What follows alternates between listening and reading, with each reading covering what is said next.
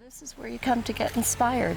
This is my secret garden, which we're still working on, as you can see, but he makes this little path for me, and we have a little water fountain.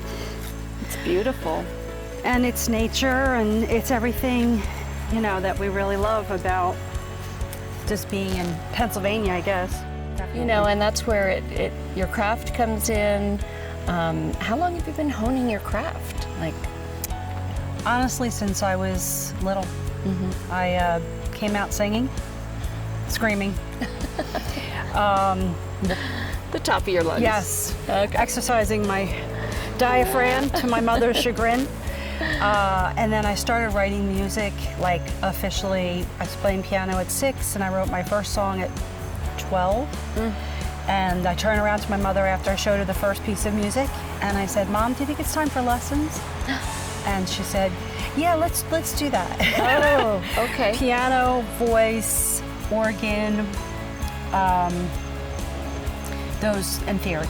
Right. That was what started me on that. And did you do it in school as well, or I did it private in school, mostly? and I did all the music groups and plays. I was in Oklahoma. Right. I was gonna say, was show choir big back then? Yeah, like definitely, it is now. definitely. Yeah, and I just kept continuing that. I went to college for it. Went to the Aaron Copland School of Music, and Oh wow. that was really challenging because you had to sing 2 arias, you had to sight read, and audition to get into that school. You know, once I was in it, though, I kind of knew everything I needed to know about music, and I was like, I'm not sure if this is what I need to do. I think I'm going to switch and go for graphic design. Oh, okay. So I switched my major, and I got 3 degrees in graphic design, and it served me well, and I was working in that field and doing music. So then, Oh my gosh, it's all come together. I know. I have worked with like a vocal coach with a very specific kind of coaching, and you know, always trying to improve yourself, practicing scales and stuff like that. So I mean, that's about, you know. Because this album, I mean, you really let it go. So like, I let it all learned- out. I didn't get a formal education, Right. but we could talk about this. So we worked with David Ivory, and David Ivory has done Patti LaBelle and Erykah Badu and The Roots and Hailstorm, which, you know, is part of our genre. Right. Silver Tide. These are more current rock bands. The right. Roots, Right. which, you know, is Wow. not, he's can do all genres. He's really amazing. He taught us a lot.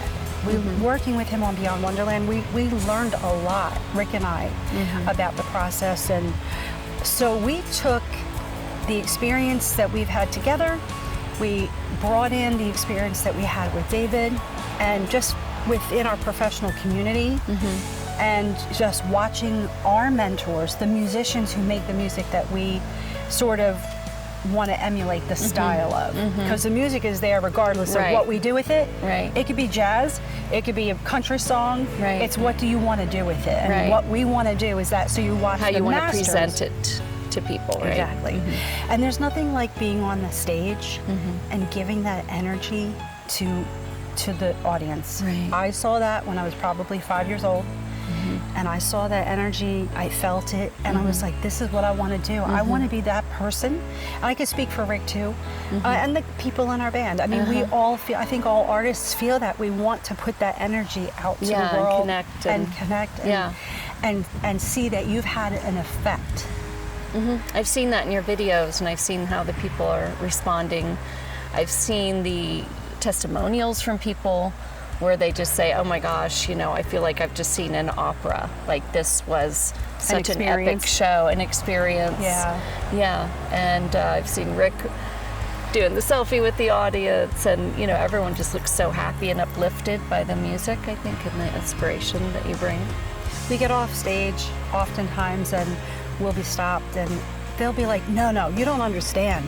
That was great, yes, it was epic, but it was like watching a movie, like a Pixar movie. And then I got the face like, oh, he goes, no, not like a Disney kids movie, like Titanic. Yeah. You know, like it is epic in its emotiveness and its scale, and it's full of lyrical content and highs and lows. And I'm like, oh, thanks, you know, and I'm in awe when someone stops me and can articulate to me what they feel and hear in the music, because that's, especially when you feel like you're hitting the nail on the head. Right. So when you come back, this will all be flowers, probably a little pond.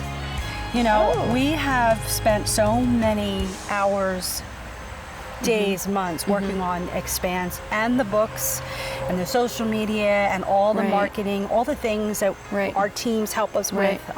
We don't have a big team, we have a small team. So I want to show you, my garden is usually really fabulous, but I did a thing. You want to come see? Yeah. So here's what happened. We didn't plant anything except 2 tomato plants. That whole part of the garden, those are tomatoes that grew from last year. Oh, wow. And they reseeded themselves. Oh my gosh. Look at that huge tomato right there. I know. So in order for me to get to it, I need a hero. Rick, can you come help? That's okay. I don't want you to go in there in your beautiful dress. So, but you see these boards he made for me. They go all around the garden. It's so beautiful when it's done. And we were going to do a September garden, but we've got the Grammys ahead of us and everything. So we are just, we're going to table it and start fresh next spring. So how do you handle it though? I know you've created this beautiful space where anything's possible and you have all these wonderful settings and things that inspire you, but how do you handle it when the clock is ticking? Now you have to finish this album. We're going to be submitting it to the Grammys. It has to come out at a certain time. How do you keep your cool and get it all done at that point? Noting. Noting? Lists? No. Wind chime, bird cage, plant, pillow, table, lavender. What is that? TV. I've never heard this. So I get very amped up and excited. My heart races, and I'll run down the stairs, you know, and just by the time I get you to see my house, it's this, you know, one, and then to get from the top of my studio down to, you know, my art studio down to my music studio, it's a lot of energy, and I have to stop and settle myself. And noting is a really... so it grounds you by checking in on certain things, getting spatially brings my heart centered. rate down. Oh. Brings my heart rate down. Do you do that before you go on stage? I haven't. This is a new technique. So I have not tried it before stage, but I absolutely will, because I get stage fright.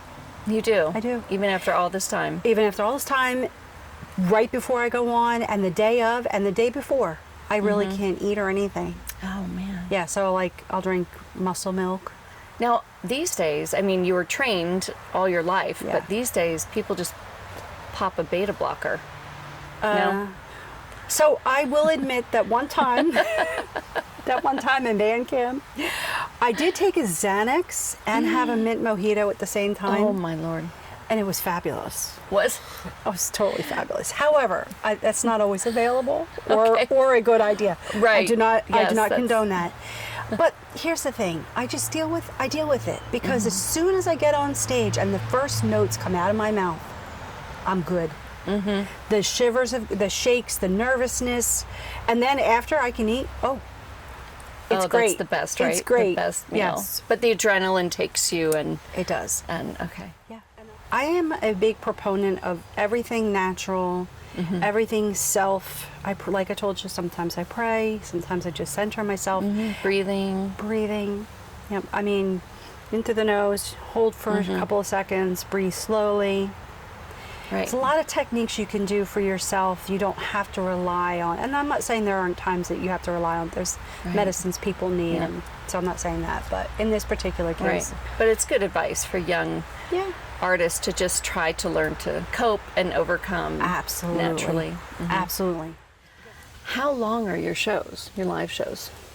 Well, now that we've doubled our catalog, we've got probably 3 hours worth of music, but we wouldn't do that. I would say half hour to a 90-minute show. Right. We're capable of. EXPANSE would be an hour show. Okay. And then what we plan on doing is bringing in some of the fan favorites from fairy tales and Beyond Wonderland. Because invariably there's always someone who'll say, sing fairy tales, or Why Can't We Pretend, or Beyond Wonderland, or Anime, Sick Addiction.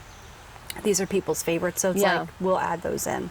Yeah, I've seen how the playlist, the Spotify numbers for you guys have quickly changed. I mean, those favorites were there, but this album just came out, and already I think almost, you know, a half of it or not more are the most popular songs. So it's really taken off. Yeah, I'm really excited about that.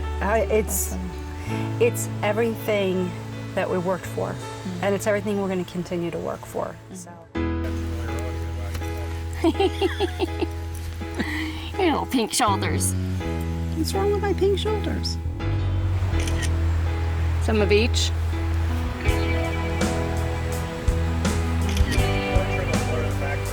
Oh, okay. Do some of the work for us. This hat is heavy.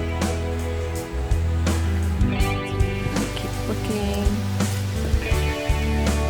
Photojournalism, but they said, no, it's too dangerous for women. Maybe like a one eyebrow. Like a one eyebrow.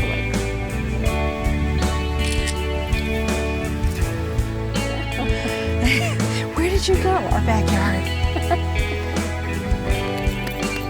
These are great. You have a lot. I think I did like the lighting is 30, good. 40. The lighting is good.